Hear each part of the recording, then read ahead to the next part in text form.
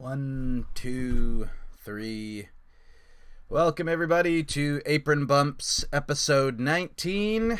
This is going to be a little different episode, so I'm trying something a little bit new, alright? I'm trying to see if this form of video form is a little less, dry in comparison to past episodes where I'm just showing the match graphics, and really all you do is hear me and my co-host talking. Now, if I do kind of keep this format and people can give me either the positive or the negative, this is strictly for the YouTube upload. I mean, for the Anchor distribution, it's going to be all audio like normal.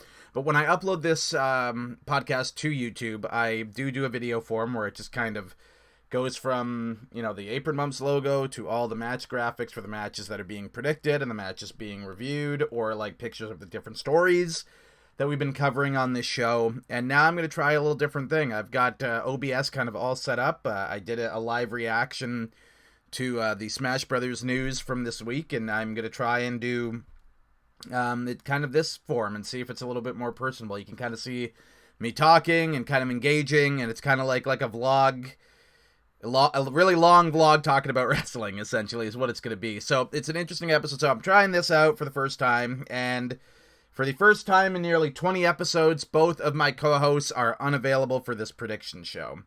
Even if I would have done it earlier in the week, despite everything going on in terms of my university and my studies, which has been taking up a big amount of my time since that class has started on September 10th.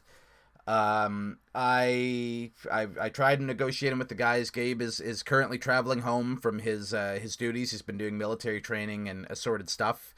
And so he's finally done all that, but he is in the midst of traveling home. So he could not be here. He will be here for the review, but he could not make it for the predictions. And at the same time, Mr. Brandon Moyes is having some kind of health troubles. He doesn't feel he's fit to perform. It's not COVID or anything like that, folks, so don't worry about that kind of a dealy bob. But he's not feeling up to being able to do this. He didn't know if he could be able to do it with me tonight. So due to health reasons, he won't be on, and due to travel, Gabe won't be on, and so it is just me for the first time ever. If it were probably any other, if this was like a WWE pay-per-view that's just run-of-the-mill, usual, that type of affair, I might have just decided to skip it, but I don't skip TakeOver. Tomorrow night, everybody, is NXT Takeover 31. Not the most clever title, but I guess when they're just they threw this one together, they need to call it something. So it's happening tomorrow night, 7 o'clock p.m. Eastern time start time. And the card actually looks pretty good. I mean, a couple of the matches were really quickly thrown together due to, this being pretty much a takeover that was announced within 2 weeks' time. They announced it was going to happen, and then they had to fill a card on the go-home show. It's like it had 2 weeks worth of build, maybe 3 at most. So it's probably the most rushed and thrown together takeover of all time, like that they've ever done. But the card looks like really, really, really good. I think from an in-ring perspective, if all these matches are given the time and all these matches live up to what they could be inside the ring, we are looking at a very, very good show, if not a great show. So I'm going to run down the card. We got 5 matches announced for this little shindig. So we're going to go into it. So, we're jumping right to the main event there. So, and again, I assume it's the main event will be the Finn Balor match, which we will get to. But starting off, I do this every prediction episode. I pretend to know what match order the matches are going to be in and predict them in the order I think them to be, and then TakeOver actually airs. And every single match is not, or it's like 2 are reversed. So the thing I said was the opener was actually the second match, and the second match is the opener, or some schmaz like that, where my order is wrong because a few things are inverted. But anyway, I'm just going to give it a gander. I'm always wrong, so who cares? It's just what I assume, and I'll be proven wrong tomorrow night. But we'll kick it off with the NXT Cruiserweight Championship match. So champion Santos Escobar finally defending against Isaiah Swerve Scott. I think they've had a TV match or 2 for the title. This has actually been a feud that's been going on since the summertime. These guys have been kind of crossing paths since July. So of the matches on this show, this is actually one of the ones that's been built the most, and it kind of got the snub at TakeOver 30. Both these guys were not on the TakeOver 30 card, despite it really seemed like they were going to build to the Cruiserweight title finally being on a takeover card, and then it wasn't booked for it. Now it's finally been booked for this show. What's also amazing to note is that pretty much since we are in October of 2020, the Cruiserweight Championship got moved to the NXT brand and has been an official NXT title for a year now, and this is the first time it's being defended at a takeover. So there have been like a whole handful of takeovers that have happened since this title has been moved to this brand. And this is the first time that it's actually being defended. So good for these guys for finally making the card. At least it's getting more spotlight than the tag team titles. I mean, the tag champs haven't been at a takeover since Portland, when the Undisputed Era lost the titles to the Broserweights. And those tag titles have just been... They've been seemingly deemed unimportant on the NXT brand as of late. I don't know. It used to have the show used to have an awesome tag team division, and now it's like... it's completely lost focus and is not even a priority. Like, everything else is being kind of prioritized above it. But finally, these guys are getting a takeover match. As I said, I think they've had a couple TV title matches, one or two, and Escobar has been able to retain over Scott through to heel shenanigans, interference from Legado del Fantasma, using a mask that had like a blunt object in it and knocking Swerve Scott out and all that sort of stuff. So they had a nice little confrontation on the go-home show to NXT where Escobar is basically talking down to Isaiah and saying he doesn't need anything. He's just going to beat him again because when it really matters, Isaiah Swerve Scott can't get the job done. And Isaiah is basically saying, you're going to regret all those words. I will take that title from you on Sunday. Very good stuff. They're both really good workers. I mean, these are two... I mean, they've been pushed as like especially Escobar, who came in with a mask and was seemingly being positioned as a babyface, and they had him win it with a lot of shenanigans, and then he immediately unmasked and turned heel like the week after winning the belt, beating Drake Maverick in that Cruiserweight title tournament back in the springtime, or back in June. And so now, him as champion, he's had a pretty decent reign. He's reigned throughout all the spring. He's reigned through the whole summer. Now here we are in the fall. And he's going to be the first NXT Cruiserweight champion to defend on an NXT Takeover. And he's got a great opponent. I think Swerve is a great athlete. I think it has the makings to be a very good opener. And it could even be great if they're given the right amount of time and all that. I imagine Escobar is going to retain the title. This one's actually kind of hard to call because you could give Isaiah the big win and have like a big babyface moment on this show, but I think that might actually happen in the next match. So I'm gonna stick with Escobar retaining the title as my flimsy prediction that wins out. But I would not be surprised if they want to give a babyface a win on the show, they give it to Isaiah, unless they want to give a couple heel wins because maybe the title matches will be full of babyface retentions. So that's kind of also playing into my fact, because I think a lot of the titles are going to be retained, and most of the people holding the titles, other than Escobar, are actually babyfaces on the NXT brand. Escobar is actually the only heel champion reigning on the NXT brand right now. It's actually kind of crazy, because usually NXT has a ton of heels reigning on their brand, and now they actually have like all baby faces minus Escobar. So yeah, I say Escobar retains over Isaiah, and it's going to be a very good match. I think that this would be a very good way to start the show, if not great, if things really gel and they click and they're working under those takeover bright lights, right? Next up on the card, we have Kushida, who, if you can believe it or not, is actually, like Escobar and the Cruiserweight title and Isaiah Swerve Scott, is making his takeover debut against none other than the Velveteen Dream. I can't believe it's taken this long. It's Kushida's first ever takeover match, and it's against Dream. Believe it or not, this actually has the most build out of anything on this show, minus the Cruiserweight title. So in the build up to TakeOver 30, what happened was Velveteen returned for a triple threat matchup that would qualify for the ladder match for the vacant North American title. In this original match, Kushida was involved, and so was Cameron Grimes. And Grimes was able to pin Kushida and qualify. Dream did not get pinned, so due to that, he ended up getting like a second chance match against Finn Balor a week later, but we didn't know that at the time, and neither did Dream.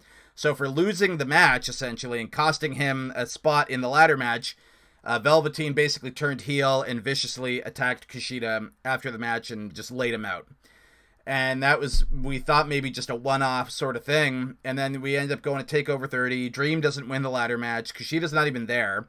But Dream competes. He doesn't win. Damien Priest ends up winning that match. Then we get to maybe the addition of NXT after TakeOver 30. And Dream's about to cut a heel promo. And Kushida just attacks him. And they have this wild brawl.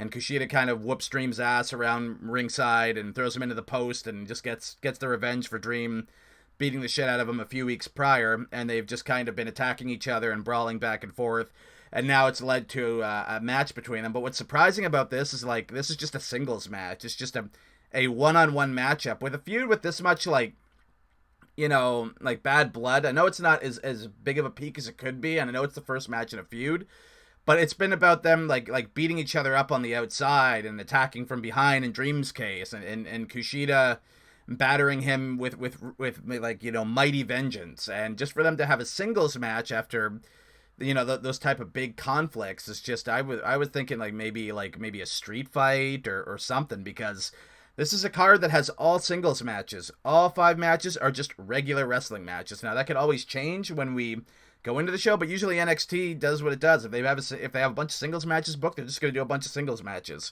So of all the matches on this show, I thought this one kind of had the most grudge and heat going into it. So you would think you'd give them maybe some kind of a gimmick, but they don't. It's just a one-on-one matchup. Velveteen's been on a million takeovers.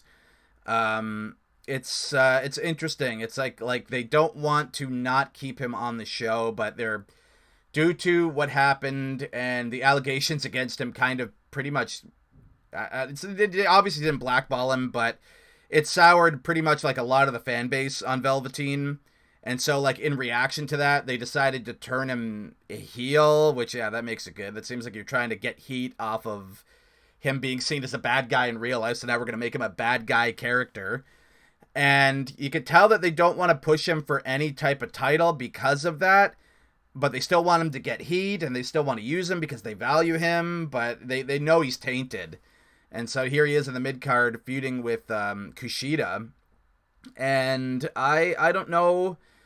They may be very high on Dream, but it's like he's kind of in the doghouse, but he's kind of not. Like, they're still using him in programs. He's still on television, but he hasn't been getting any big wins since the allegations. And this is Kushida's TakeOver debut.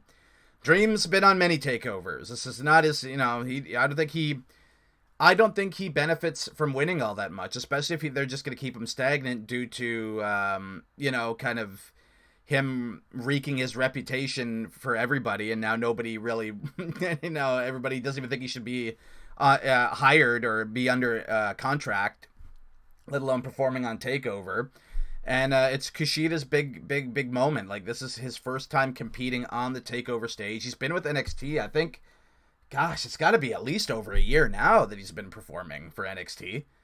It feels like he at least signed a year ago, if not longer. And now he's just finally getting on a TakeOver stage. And he's a fantastic worker, as most Japanese wrestlers are. They're so, the training they do and how they want to perfect their craft is just on another level, especially in comparison to a lot of you know, North American or United States wrestling. It's just a completely different culture over there. Even though it's work, they still treat it more like a sport, and all the athletes kind of, you know, they follow suit with that. It's a completely different vibe, and Kushida brings that type of work rate to NXT, and we've seen many Japanese performers get the good treatment in NXT. They don't quite get the good treatment if they ever get sent to Raw or SmackDown, but in NXT they usually do. So for Kushida to finally have a one-on-one match against a decently big name on the brand at TakeOver, I think this should be his match to win. I think he should take this. And I'm going to stick with that. Like, it wouldn't surprise me at all if they gave Velveteen the chicken shit heel win here. But I think Kushida should get the win. Also, Dream's performances since he's come back have been kind of hit or miss. He's had some good performances. He's had some stinker performances. I don't know what type of Velveteen is going to show up on Sunday, but I hope he's got his working boots on. And I know Kushida's going to work his ass off and try to make the match as best he can. But if Velveteen actually shows up and he's on point with this here battle, then this should be very good as well, if not great too. Very good at the least, but it depends on what type of Velveteen shows up on Sunday, because he's been very hit or miss. He's had some good performances, and he's had a couple real bad ones since coming back. He has not been the same performer at all since returning in the first quarter of 2020. Something's been, it's not even just the allegations, because this stuff, he seemed off even before all that stuff tainting his name came out. It was just something off with his abilities inside the ring. It's like, I don't know if he got a little greener. I don't know if he, it's like a level of rust that he just hasn't been able to wear off. And I think as tainted as he is, you can still continue to use him, but I think at this point he might be taking a position where he starts being kind of a jobber to the stars. And you start seeing him lose and put other people over, and maybe it starts here with Kushida winning on Sunday. So that'd be that, folks. Next up, we have the NXT North American Championship match. Damien Priest set to have his first TakeOver title defense against Mr. Takeover, Johnny Takeover. Johnny fills a spot and is the first North American champions or filler TakeOver North American title contender. I think this is where the card begins to get a little predictable, and quite predictable, actually. But you know what? Especially, and here's why I'm going to defend it. I know you might be thinking they might do the power couple thing with Johnny and Candace on Sunday, but there's a big wrestling trope, okay? There's a huge wrestling trope that if the bad guys stand tall over the good guys on the go-home show, which is what the Garganos did this Wednesday, the heels usually do not follow up with a big win on Sunday. Now, Triple H can, swerve that around a bit and make me regret those words. And he might have Johnny and obviously his wife win their matches this Sunday, but I don't think so. Damien Priest just got the title. He won it at TakeOver 30, winning that awesome ladder match to become the new champion. He retained already once against Timothy Thatcher on television in the build-up to this show, or actually technically before the build-up, because he retained on the edition of NXT before they announced this takeover like the week later. And then right after they announced the takeover, they announced this match with no build. They just said that Damien Priest is going to defend against Johnny Gargano, and then they kind of started the program the following night when Johnny super kicked Priest after his match and caught him off guard. And so that ended up leading to Johnny and Candace kind of bullying Io Shirai backstage after Candice LeRae won the Battle Royal. And then Damien Priest showed up and clocked Johnny, and it led to the mixed tag match that happened this past Wednesday. And due to hook and crook, Johnny and Candace won. Johnny actually pinned Damien Priest in the lead into this match. He pinned him on the go-home show. And Priest is a guy that they just gave the belt to. They probably want him to have a good run. He's been awesome as of late. His performances have been top-notch. He's building on his charisma, his ring skills. He's getting something going. He's athletic. He's tall. He looks like $1 million. He's got this kind of cocky, cool, I'm a cool dude persona going on, and I'm a party animal dude. And it's really kind of working. He's been awesome as of late. His performances have been great, and he's really showing his charisma now. So, and Johnny's always great. I mean, I bet this will be a great match. These two are probably going to work absolutely awesomely together. I expect nothing less than great from this bout. I mean, Johnny's been in there, and he's been the North American title challenger before. I mean, he challenged Keith Lee earlier this year at In Your House, and he lost. And I think he's challenged for the same title on television, and he's lost as well. Johnny doesn't have a good takeover record. Usually when he's booked for a match, he puts in a fucking stellar performance and then ends up looking up at the lights and getting pinned. And I see that being no different. I don't think Damien Priest is going to drop the title to Johnny Gargano, of all people, in his first title defense. And that's not shitting on Johnny. It's just, they just gave Priest the belt. And you think he's just going to have a little over a month and a half reign, just like a 5-week reign?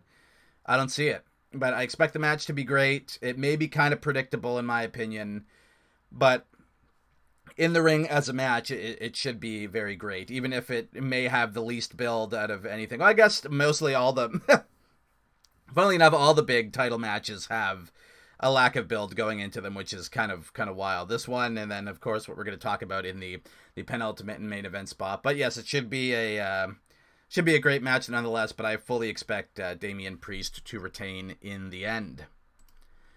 Next up, we've got Io Shirai defending the NXT Women's Championship against Candice LeRae. Usually they give the women the penultimate spot on these big NXT shows. And yeah, so Candace, a few weeks ago, won a Battle Royal, last eliminating Shotzi Blackheart, and she earned a shot against Io Shirai, and that kind of started this whole thing. And then they had a big confrontation backstage where Johnny Gargano joined his wife Candace and berating Io, and then Damien Priest ended up showing up and clocking Johnny, and it led to the mixed tag match. And again, Io and Damien Priest did lose to the Garganos on Wednesday. And Io's been having a pretty good run. She's been champion for over 3 months now. She's held it for over a quarter of a year, which is pretty good, especially in comparison to Rhea Ripley, who did not get to enjoy such a wonderful title reign. She's got a TakeOver title defense in the bag. She successfully defended against Dakota Kai back in August at TakeOver 30, and now she's defending against perhaps the best opponent that she's ever had in NXT, in Candice LeRae. These two ladies had a hell of a match at TakeOver Toronto last August, over a year ago last summer, and they've got great chemistry. I think they've even had a handful of great matches on NXT television in the summer and fall after their Toronto match last year. Except now the roles are reversed. Last year, Candice was very much the babyface and Io was the heel. And then as time went on, Io just being the best women's wrestler that the WWE has signed. I mean, well, Asuka's up there too, but definitely one of the best women's wrestlers in the world. Got herself, super cheered, and they had no choice but to turn her babyface and eventually give her the belt, as you see here. And then they decided to turn Candice LeRae heel with Johnny Gargano, because Johnny had turned just about a month before they decided to turn her with him, and she's been, painting her hair and kind of being like this the evil pixie woman or whatever. But so now it's opposite. So Io Shirai, the defending champion, is the babyface, and now Candice LeRae, the challenger, is in fact the heel. But this should be great too. I expect nothing but great out of this match in the ring. I mean, these two have wonderful chemistry, as I mentioned earlier, and it should be a hell of a match. And they're probably going to give it time because there's only 5 matches on this card. And this is one that as soon as it got announced, I was excited for it. As I said, like all the big title matches of the show, it doesn't have the most build. It was built in 2 weeks. It was pretty much half this card, if not more of it, was thrown together. The most built matches were Kushida versus Dream and the Cruiserweight title match. But from these two ladies, from past experience and seeing them work before, I expect just a banger, as the young kids would say. I think this is another easy title defense for Io, as I mentioned with the North American Championship. The Garganos, as a power couple, stood tall with the championships over the destroyed babyfaces on NXT's Go Home show this past Wednesday. And I don't see them taking the belt off Io. I mean, the only way they do that is if I'm wrong and they decide to have both Garganos stand tall on the Go Home show, and then both of them end up taking the titles from their respective the people that they're challenging, their respective champions that they will be challenging against. I don't see it.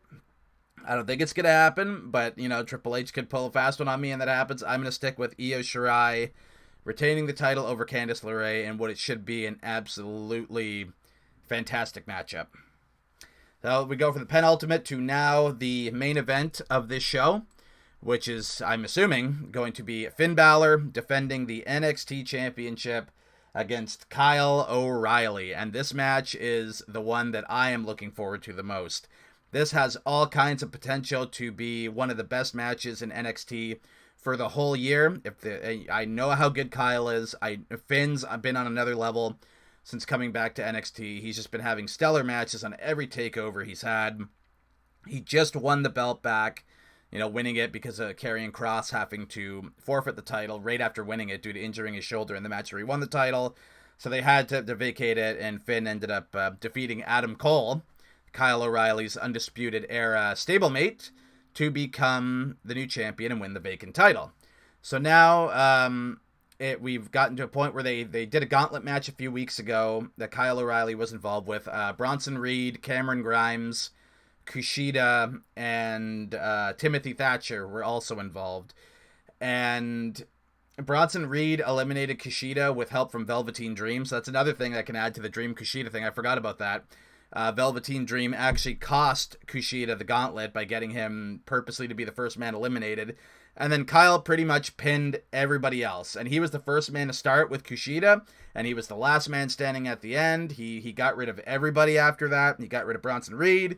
He got rid of Timothy Thatcher, and then he last eliminated Cameron Grimes at the end to earn the title match against Finn Balor.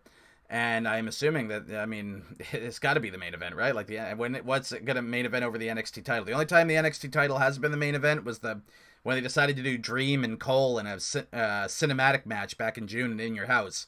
This is very much going to be a regular traditional wrestling match between the ropes, between two great workers. And I know that these two guys are excited to wrestle each other. You can kind of tell with the build-up. They did a great face-to-face, moderated by Shawn Michaels, of all people. This past Wednesday on NXT as a pre-tape, and they had Finn and Kyle kind of go back and forth and talk about their accolades and what's led to this match. And you could just see the excitement that the two have deep down to be able to work a singles match against each other. And like, this is as fresh a matchup as I could think for the NXT title picture. I think it might be a little predictable too, because like the whole Damien Priest thing, they just put the belt back on Finn Balor. I don't expect they're going to take it off of him in his first TakeOver title defense, especially because Finn Balor's been undefeated at TakeOver since returning last fall. His first TakeOver in years was at War Games last year. He beat Matt Riddle. At TakeOver Portland in February this year, he defeated Johnny Gargano.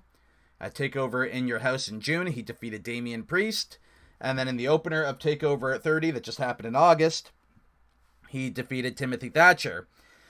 And now as we go into TakeOver 31, here he is, the reigning NXT champion, walking into the main event of this here show to defend against Kyle O'Reilly. You know, and Kyle's just kind of making the jump to being a singles guy after he's pretty much been in a tag team the entire time he's been in NXT thus far. This is kind of like their first try at him as a singles guy, and just going to see how it works.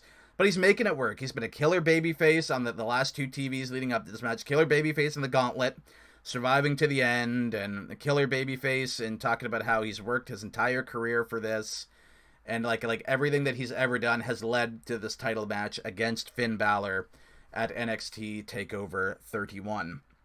So, again, like, this match is going to be off the chain. I mean, it's going to be the main event, which means they're going to give it the most time.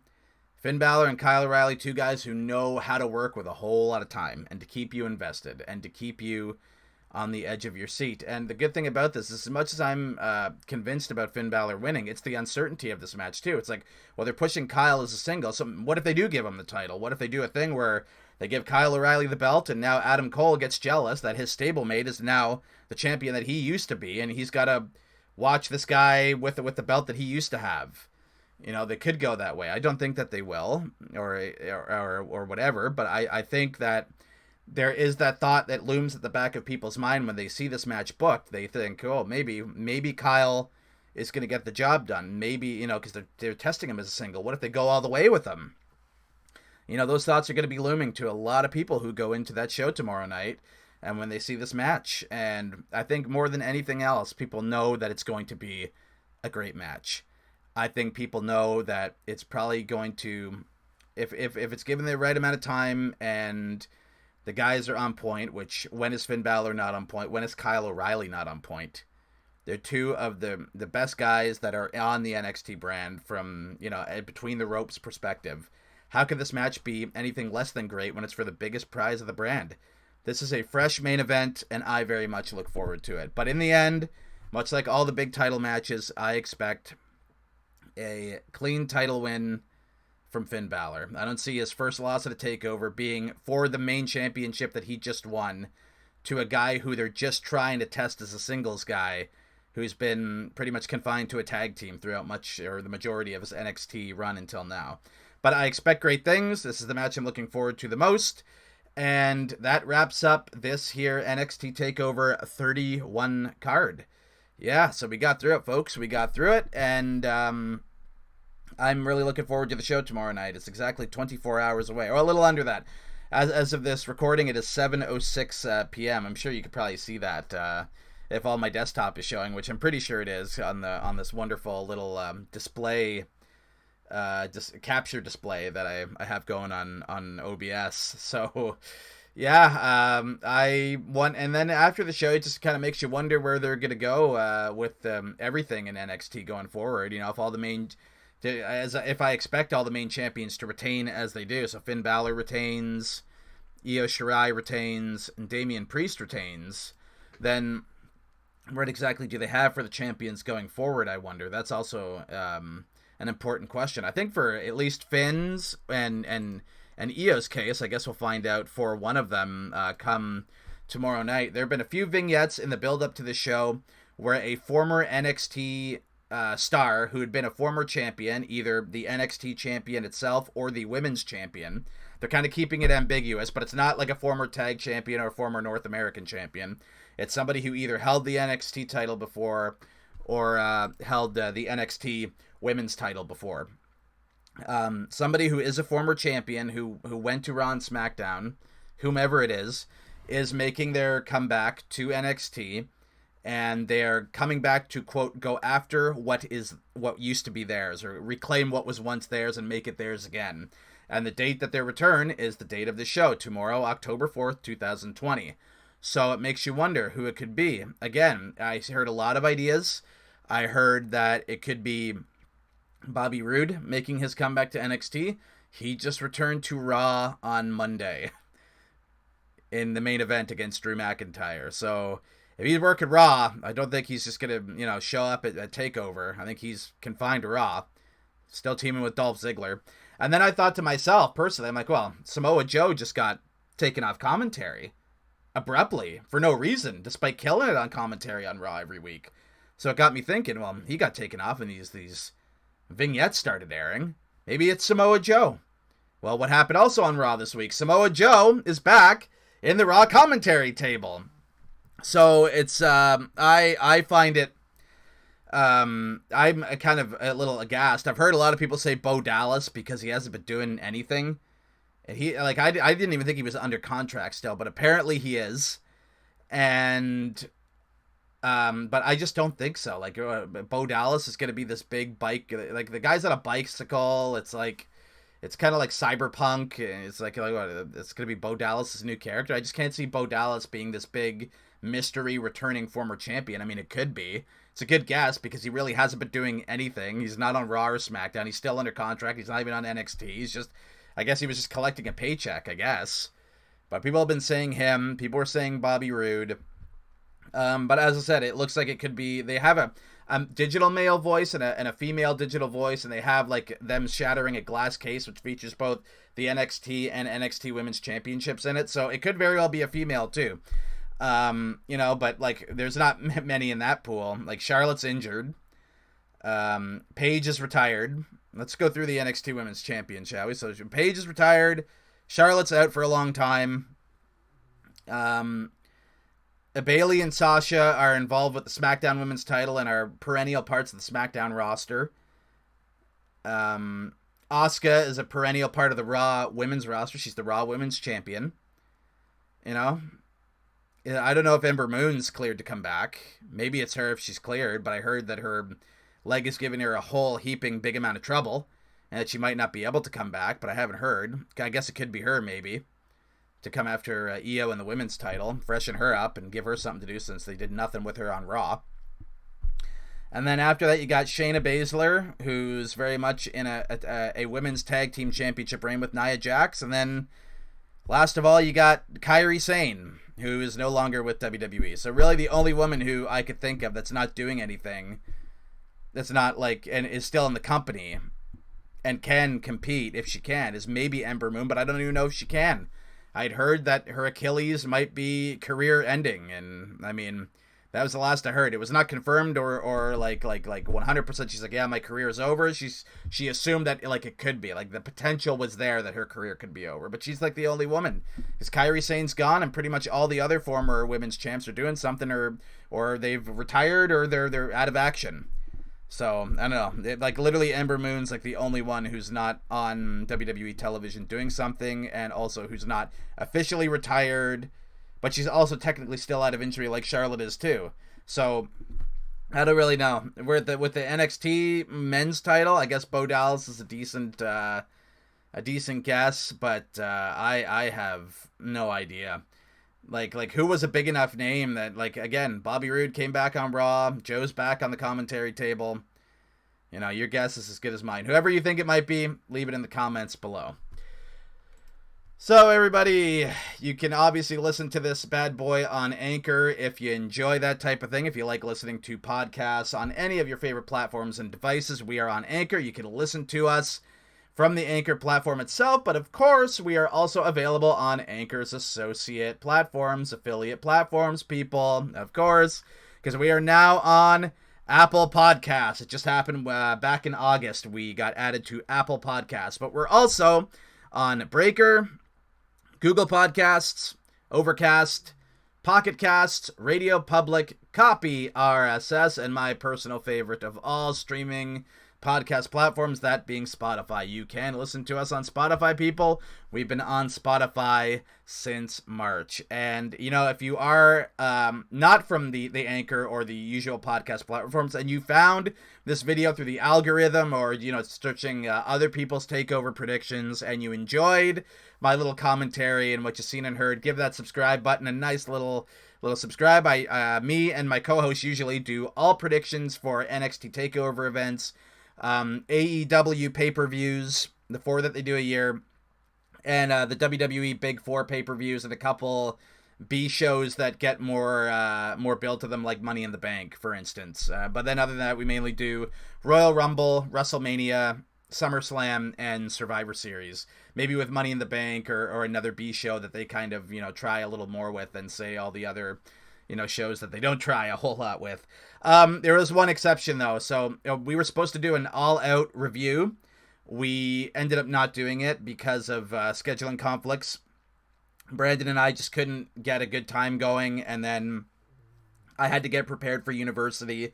And by the time we just kept having a malfunction at the junction, and to the point where it was like almost a week and a half after the show had happened, and I didn't think doing a review was absolutely necessary. But I will not let that happen again. If everybody is busy, like say tonight they were busy, I will just take it upon myself and do the prediction and or review by myself, and I will not wait on it. I will get the guys' permission to go by myself like I did today, and that'll be how I do the show going forward. So for those of you who've been following and you've enjoyed the YouTube upload, give me some comments and some feedback on how you like the new video layout, how you like me kind of talking over match graphics in real time rather than just putting together and, you know, haphazardly putting together the slow, monotonous, boring, you know, kind of maybe like kind of duller slideshow. You know, maybe seeing my face and seeing me interact with my tabs of match graphics is maybe just a little more personable. It feels a little bit more like a vlog, and maybe it's more engaging for the actual viewer experience.